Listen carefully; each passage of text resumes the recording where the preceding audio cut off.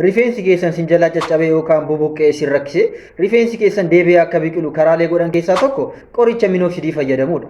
Yoo yaa akkam jirtu nagaa keessanii viidiyoo kanarratti rifeensi caccabe yookaan bubuqqee isin rakkise qoricha minooksidii fayyadamnee akkamitti gara duraatti deebisuu dandeenya?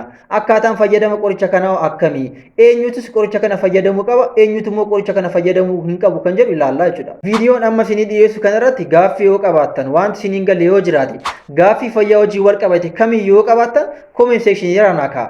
Chaanaalii koo haaraa yoo taatan immoo subscribe gochuun hin irraanfatina. Nu faana tura.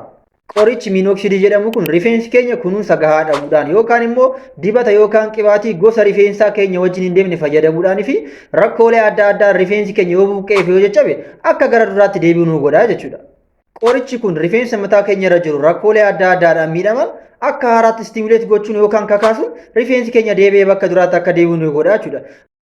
Qorichi minooksidii bifa dhangala'aa ta'een yookaan bifa dibataan kan hojjetamuu fi argamu yoo ta'u, qoricha kana fayyadamuun buqqee yookaan bakka rifeensi keenya buqqee irratti guyyaatti yeroo 2 ji'a 4 hanga waggaa tokko yoo dibattan rifeensi keessan deebi'ee bakka jalqabaatti deebi'uu danda'a jechuudha. Qoricha kana fayyadamuu jalqabdanii yeroo dhiyoo keessatti jijjiirama arguu dandeessu jechuudha. Dirqama ji'a 4 hanga waggaa tokko turuu hin qabdanii jechuudha. Namoonni qoricha kana fayyadamuu hin qabne eenyu faadha kan jennu yeroo laallu namoonni qoricha dhiibbaa dhiigaa fudhatanii yookaan vaayitaaminoota garaagaraa fayyadamtanii namoonni dhukkuba kalee, dhukkuba onnee, dhukkuba tiruu, dhukkuba buqqee mataa qabdanii fi alaarjiikii qorichaa warri qabdan qoricha yookaan dibata minooksidii kana hin fayyadamina. Shamarran immoo yoo ulfa garaa qabaattan yookaan immoo daa'ima harma hootu yoo qabaattan qoricha kana hin fayyadamina. Yeroo qoricha kana fayyadamtan of eeggannoo sin gochuu qabdani.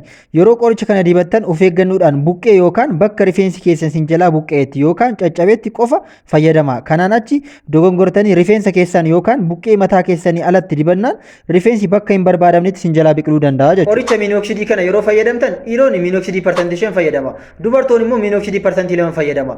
Qorichi minooksidii kun effectively kan hojjetu warreen umuriin isaanii 40 gadi ta'e irratti. Ergaan fayyaa har'aaf qabaadhe isinii dhiyaadhe kana fakkaatu ture. Gaaffii yoo qabaattan wanti isiniin galle yoo jiraate gaaffii fayyaa wajjin wal qabate kamiyyuu yoo qabaattan comment section irra naa ka'a. Ergaan har'a isinii dabarse immoo yoo jaallattan chaanaalii koo subscribe gochuun hin irraanfatina. Guyyaa gaarii.